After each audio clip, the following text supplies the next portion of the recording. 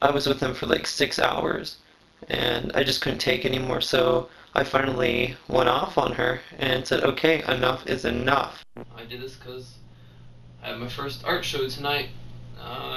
While I didn't sell any paintings, it was a great experience, and I could do it a lot more often. And the people in the art scene are great. They're great people.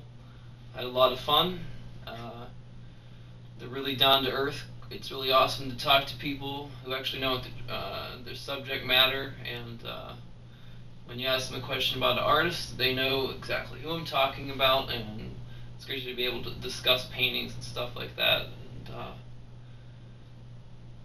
it's not really a snobby, hoity-toity group of people like it's made out to be on movies, and people think Andy Warhol and they think of assholes and jerks like people like that, and it's nothing like that, not at all. I mean, it could be in some areas, but it's not like that here. So I thought that was pretty damn cool.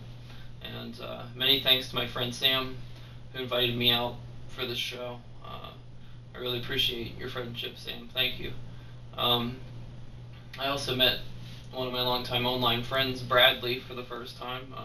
He's a very nice guy, and I'm very glad that we got to meet in person finally. And he introduced me to some other interesting characters tonight as well. And it was just a very, very good night, and I hope I have many more like it.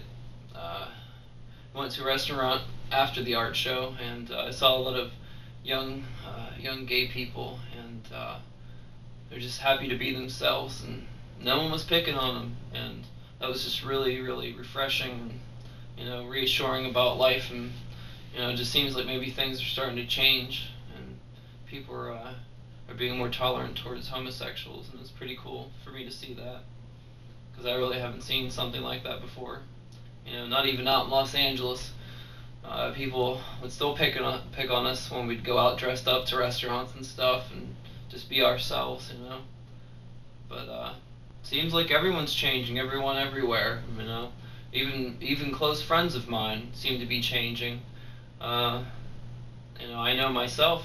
I've had some really eye-opening experiences in the past year. I was very, very ill, and in and out of the hospital, and constantly seeing doctors. They couldn't figure out what the hell was wrong with me. It was just very, very annoying, and turned out I had stomach ulcers, and I've had to change, my life a lot, and the way I eat and stuff. I'm pretty much a vegetarian at this point, but you know what? I really don't mind. I'm just happy to be alive and doing the things that I'm doing. Uh, I've had a few love interests come into my life. You know, it's very nice, to hear sweet things from people and to have some affection and attention from someone. So that's really cool. I've also got a new job. Gotta have money, to pay the bills. So I work overnights, and that's good for me, being a person who loves the nightlife. So I do that and sleep all day, and then my days off, I work on my artwork and projects for all you lovely people. So that's the good stuff. Now, got some bad things going on.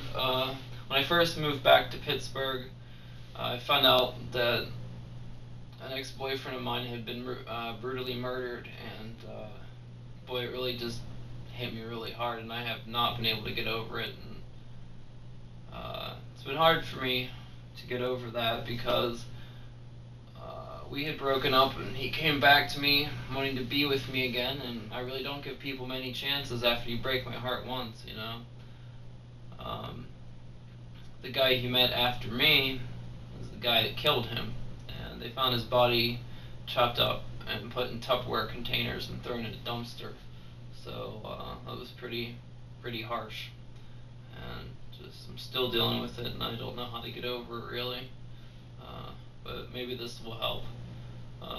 Also, longtime friend of mine since I was a teenager, Gidjagin, had recently died of a heroin overdose, and boy, that really just hit home.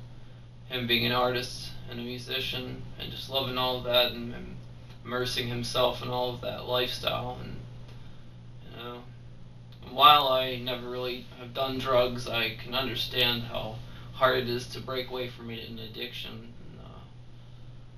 And, it's just crazy. And I guess it ended up getting the best of him in the end. And, may he rest in peace. Also dealing another stressful thing right now. My grandfather has had a series of strokes in the past couple years, and he just had another one, and I don't know how much more his body can take. It's just really difficult dealing with all these deaths and hospital visits. And just really don't like the hospital, and I just hope he gets okay soon.